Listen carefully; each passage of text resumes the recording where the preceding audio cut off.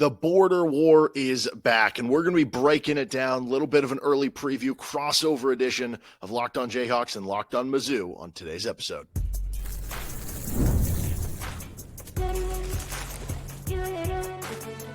You are Locked On College Crossover, part of the Locked On Podcast Network. Your team every day.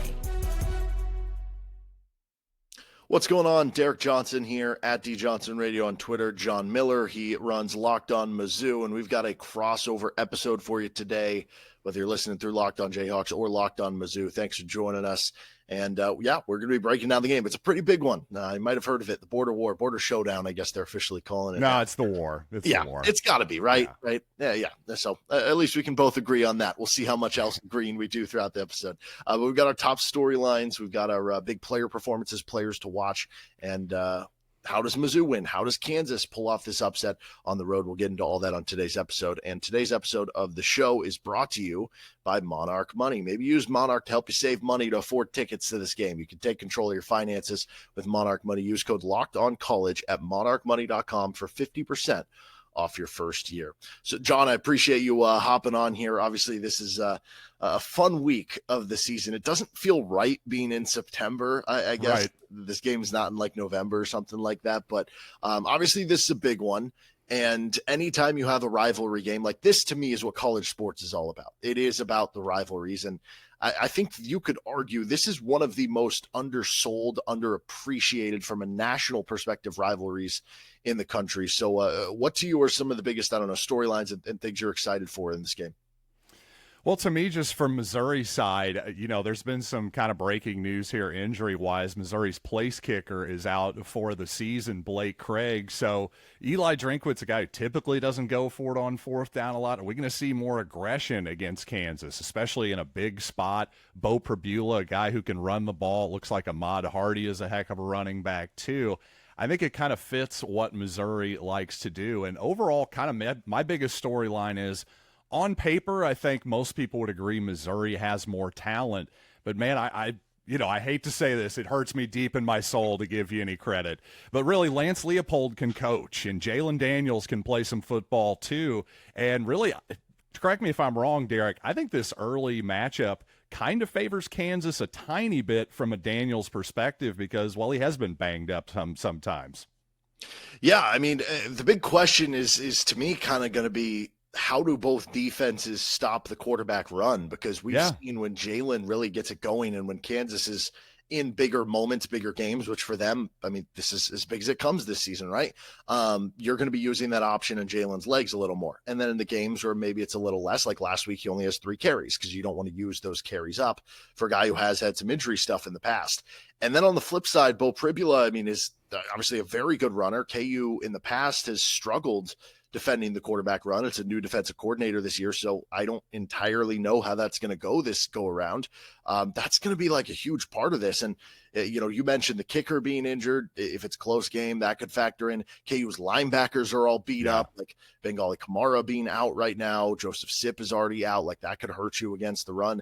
It certainly is interesting that we're only in, week 2 of the season, 3rd game for KU, 2nd game for Missouri, and there's already injury stuff that's kind of popping up to this point in time. And I think that's what, going back to the idea that this game's in September, I'm going to be very interested to see the repercussions of a game like this for the following weeks. Now, Kansas has a bye after, so maybe that helps them a little bit there. But, do you expend so much physical and emotional energy, both teams, on this game that it hurts you for a week or 2 after? Possibly. And, I think the schedule lands pretty well for Missouri in that case, too. Missouri doesn't have a bye, but they do have Louisiana before playing South Carolina in week 4. Some of you listeners may have noticed that, well, Louisiana lost to Rice 14-12 in week 1. So that not looking like quite maybe as of a tricky, trap game upset as maybe it did early in the season, I would say.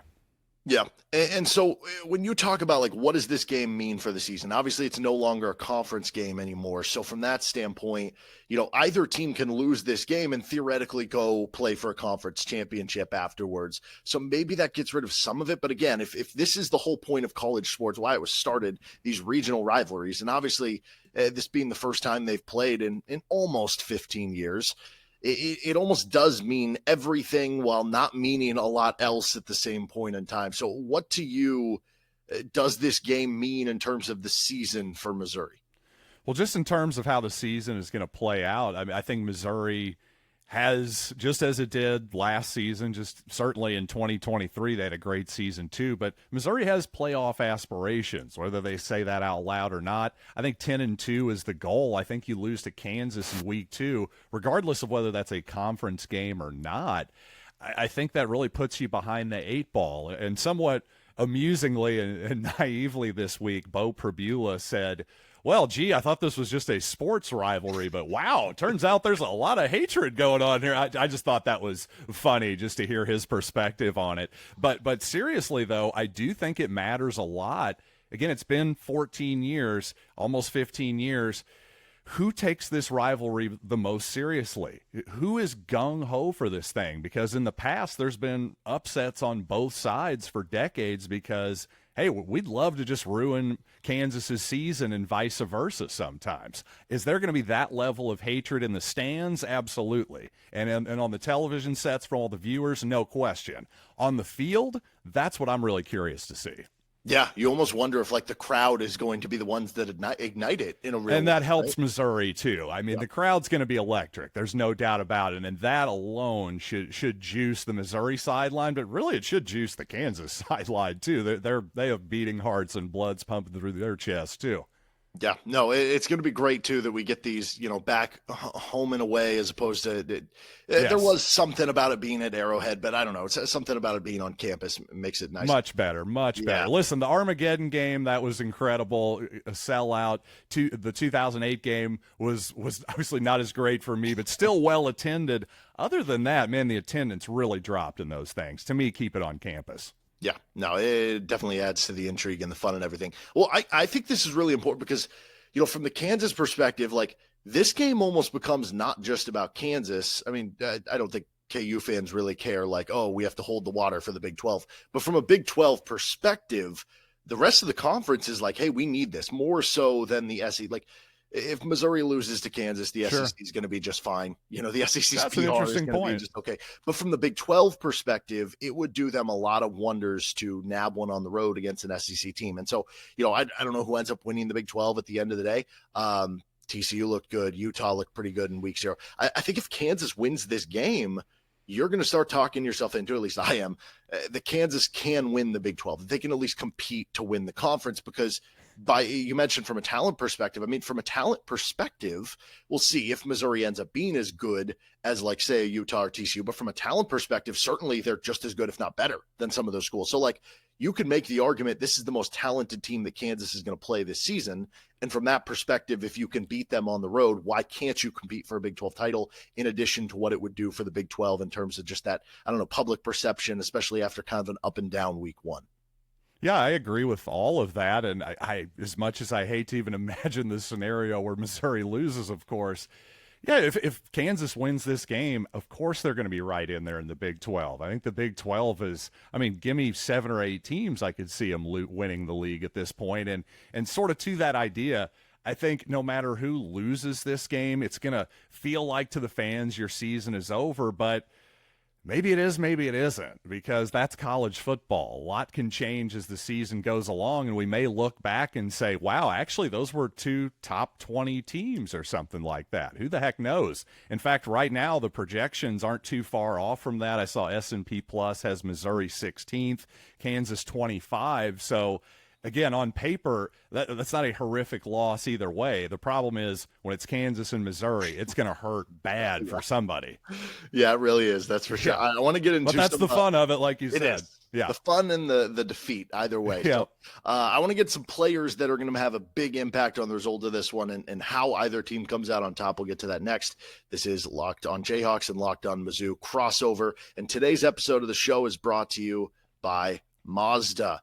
Maybe you're in need of a car to go from Lawrence to Columbia, and boom, get yourself a Mazda. They craft cars for those who choose to do more than simply move. They follow what moves them every time they drive, and that's what makes Mazda stand out. They go beyond safety, style, and performance to deliver a driving experience that feels alive in every detail.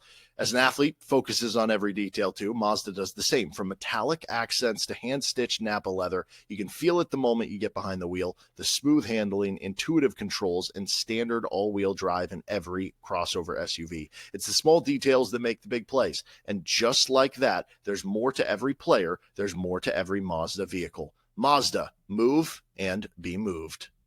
I continue on with our crossover episode, Locked on Jayhawks, Locked on Mizzou with John Miller. I'm Derek Johnson. So Kansas, Missouri, I think a lot of really intriguing players. We touched on a few, Jalon Daniels, Beau Pribula, Ahmad Hardy at the start of this. I want to frame this like this. Who's a player that you think on Missouri is going to have the biggest impact? If you want to pick an offensive and a defensive guy, that's fine, on the results, in either direction for Missouri on Saturday. Well, I think somebody Kansas fans might be familiar with from his Big 12 days at West Virginia. Josiah Trotter is a guy I'm expecting to be all over the field. And I watch, correct me if I'm wrong, I find a lot of similarities actually between Kansas and Missouri's offense in that they do a lot of pre-snap motion. Also, I found a lot of maybe Gus Bus similarities, some Gus Malzahn influence with what Lance Leopold tries to do with Jalon Daniels. And what I mean there is a lot of even more misdirection, I would say. I mean, faking speed options and then running it back the other way. The point here is that you need a guy like Trotter to be really, really disciplined in the middle of that defense, get everybody on the same page when they're shifting around and all that stuff. I think he's a guy who's going to have 10-plus tackles in the game, and, well, hopefully he's the type of player who can contain Daniels and keep him in the pocket a little bit too. That's interesting, and I'm looking right now at what Trotter did in the game last year against West Virginia. He had 13 tackles with 0 missed tackles, so that's a pretty good performance. Now, KU did target him in the receiving game. He was targeted 3 times, gave up 38 yards on 3 catches. So it seems like he had a really good run defense game, maybe struggled a bit more in pass defense, so that could be very interesting if KU could exploit that in the same way on that end. I would say the guy to watch for KU, I mean, it's obvious that it's always the quarterback with Jalon Daniels, so I'm just not going to pick that one. Beyond that, I'm going to actually go with the other. You took a West Virginia linebacker. I'm going to take a West Virginia linebacker, Trey Lathan, who came over to Kansas. Trotter leaves West Virginia for Mizzou. Lathan leaves West Virginia for Kansas. And Lathan has had a solid start to this season, but now he's being asked to basically be like that. I mean, with the Bengali Kamara injury, who was expected to be your top linebacker this year. He misses the second game and could be out a few weeks. Then you get in a situation where Joseph Sipp, who was an all-MAC linebacker last season, he comes in and through spring ball, it seemed kind of like Sipp was ahead of Lathan on the depth chart. Now it sounded like Lathan was making positive moves in fall camp. Who knows what would have happened had Sipp stayed healthy, but that allowed him to, fully take down this starting spot. And he's been really solid for Kansas so far, but this is another level. Missouri, it just feels like every year now under Eli Drinkwitz, like it doesn't matter who the running back is, whether it's 2 guys or 1 guy, like it's going to be really productive. And then obviously there has been a lot of talent there. And Ahmad Hardy, certainly had an unbelievable freshman season at UL Monroe. So I think Trey Lathan is the guy that I'm kind of looking at as like, hey, you're going to have to at least slow down their running game a little bit here. And when all these other linebackers are injured, like you need to be the constant, right? Because the other guys that are coming in for you, like they're going to have ups and downs. John Kamara is a freak athlete. He's going to have some flash plays. He's also a redshirt freshman. He's probably going to have a few mistakes. Trey Lathan needs to be the constant for KU. Now on the flip side of things, is there a player on Kansas from your perspective that you feel like could be the game wrecker, so to speak, from the Missouri side? I don't know that I know the Kansas roster well enough, quite honestly, to make that. I've been focused really on the quarterback, Jalon Daniels. Also, I've been really focused on the linebacker core, and I feel like for Kansas, the lack thereof a little bit. I feel like we've broken that down, let me down rephrase pretty this. well. Like, let me rephrase this then. I was going to say, you could throw one at me, but yeah. Is there a positional, I don't know, like weakness or just a player on the Missouri side that maybe you're worried about being kind of the weak link? Well, that frames it a little better for my tiny brain anyway. Let's put it that way. So thank you very much for that. But I would say, who are Kansas's really good pass rushers, and do they have any? Because as we discussed there, as you astutely brought up, in my opinion, Eli Drinkwitz can design a running game, and I think that'll be the case again this season. The pass protection is a question mark. It really is. Missouri late in camp kicked their All-American left guard Caden Green out to left tackle. The results were mixed in week one. That was about the only thing to complain about in week one. But still, is Kansas capable of taking advantage of that, of getting some unpredictable type of pressures? You tell me, Derek, what kind of pass rush, especially on the edge, does Kansas have? So Dean Miller was all Big 12 second team last year. He missed the first game this year, came back for the FCS game. He had 6 sacks, 9 TFLs last year. So he's a solid pass rusher, more of a speed rusher. So if you're good handling speed, he's not as much of a power guy. So it'll just kind of depend how you're doing there. And then the other guy on the other end, it's kind of a rotation of 2 guys. You got Justice Finkley. He was at Texas for 3 years. He was second string at Texas, and then comes to KU. He becomes a captain on this team, really strong guy. His backup is Alex Bray, who was kind of a rotational part-time starter, first, second string for Illinois in a different front last year. So they kind of rotate those 2 guys. So, it's a solid pass rush. KU's had good pass rush numbers through the first 2 games, but I mean, you're playing Fresno State and you're playing Wagner. It's obviously much different in terms of the bodies you're going to be going up against than the Missouri game. So there's been enough there to give me hope. The KU defensive tackles are the position group that I think people had the most faith in on the KU defense coming into the season.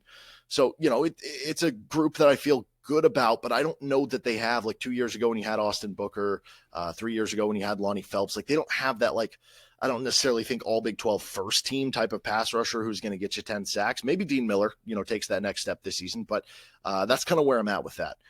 So I don't know if that's helpful for Missouri in some way. I mean, maybe it is. But I do think there also is going to be an emphasis by DK McDonald. He likes to mix things up a lot more than the previous DC did, right? There's going to be a lot more blitzes of everybody on the D line is standing up and it's who's coming. So it doesn't just become about can somebody win one-on-one. It also becomes about how is the offensive line reading what's coming at them.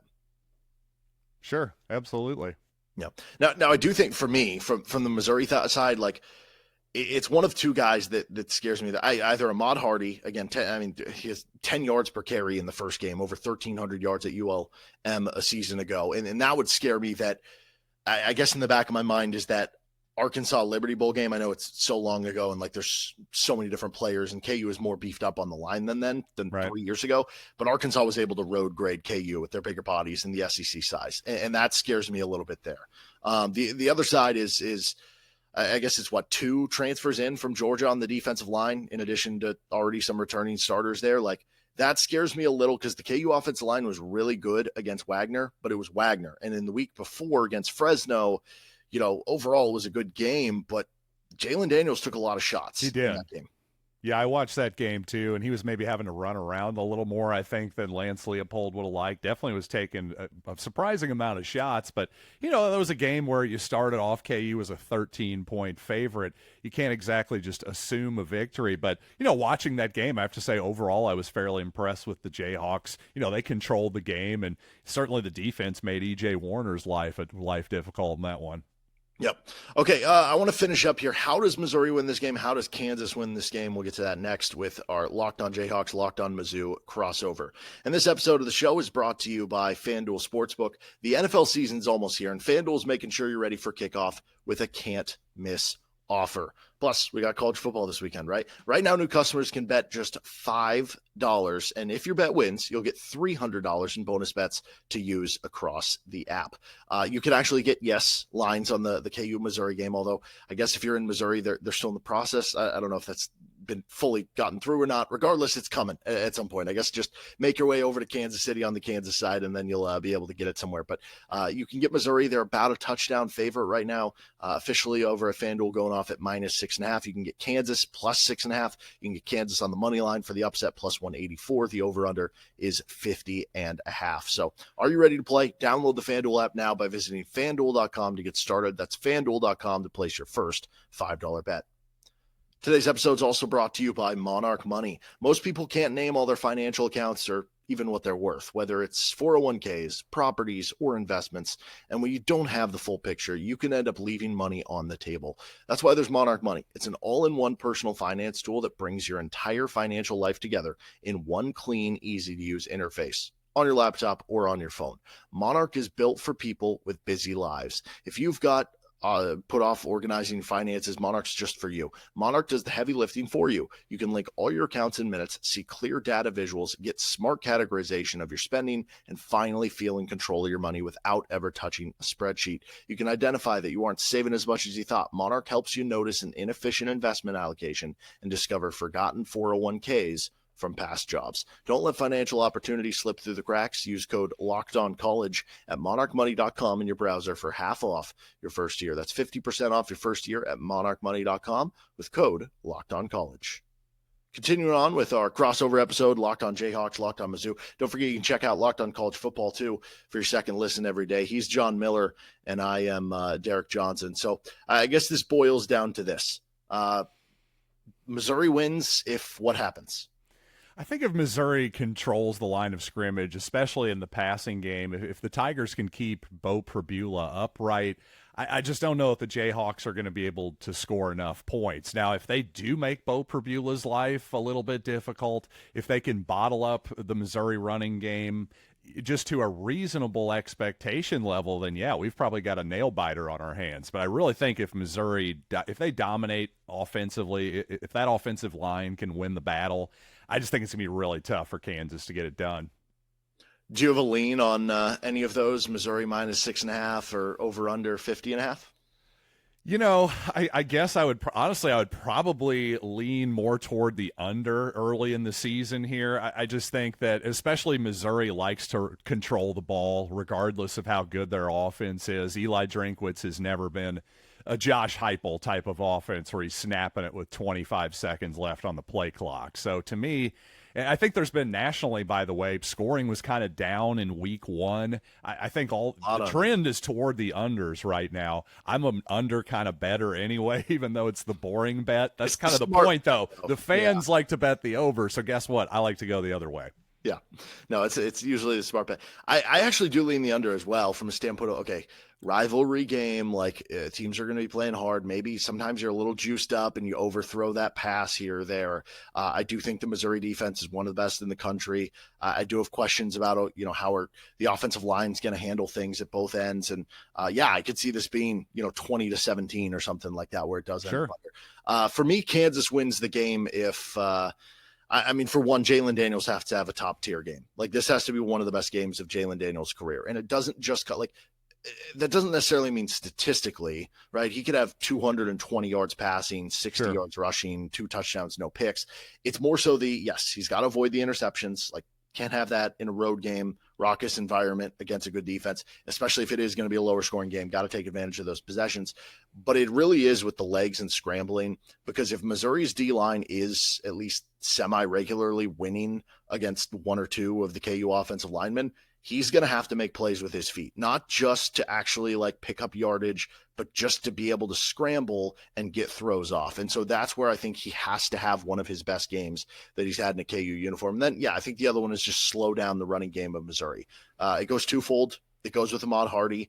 Can you slow him down? Can you avoid giving up a game where, he has 6 yards per carry, 7 yards per carry? Can you have a game where, even if he's solid, it's 4.5 yards per carry if you're KU? The typical number for, with Lance Leopold in their era, and I forget the exact number at this point now, but they're winning one every 3 or 4 games when they're giving up more than 4.5 yards per carry in the Lance Leopold era, versus the flip side is they're winning, 2 out of every 3 or something like that. So can you do that? Can you slow down the running game? And then the other prong of that, I mentioned two-sided, is the quarterback run game with Missouri. The previous defensive coordinator, their regime really struggled stopping scrambling quarterbacks. They had some big games against them last year. For instance, Matthew Sluka had over 100 yards rushing. Avery Johnson had nearly 70 yards rushing. Sam Levitt had 70 yards rushing. There were some big games against them. And Beau Pribula is a very fast runner. We saw it on that 30-yard run he had against Central Arkansas. That was the reason he would come in for Penn State. And so from that perspective, again, you're going to give up something. Ahmad Hardy and Beau Pribula are good enough where they're going to put up something, but can you slow them down as opposed to them just going off? I think those are the keys for me for KU pulling the upset here. Yeah, I think it'll be really interesting with that whole thought in mind there. How does Kansas approach this game defensively? Do they try to dare Missouri to throw the ball over the top? Do they focus on stopping Ahmad Hardy and Beau Pribula in the run?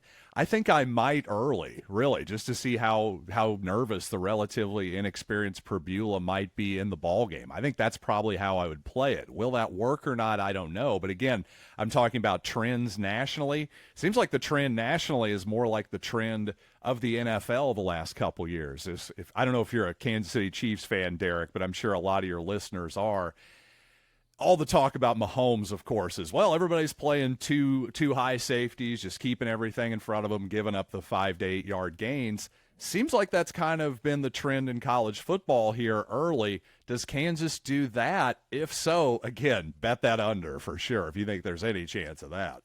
There we go. All right. Well, John, I appreciate the time, man, and should be a fun week. Should be a fun weekend for us. Or a very sad weekend for one of us and a fun weekend for the other one of us. Where can everybody check out all your stuff? Well, Locked On Mizzou, YouTube, and anywhere you listen to podcasts, of course, and everywhere on social media at Locked On Mizzou, M-I-Z. There we go. And I'm Derek Johnson, Locked On Jayhawks, same areas. You can find all those as well. Have a great rest of your day. Thanks again to John. Thank you to you for listening. And it's almost game time. We got the Border War. It's officially back after almost 15 years. Thanks for joining us.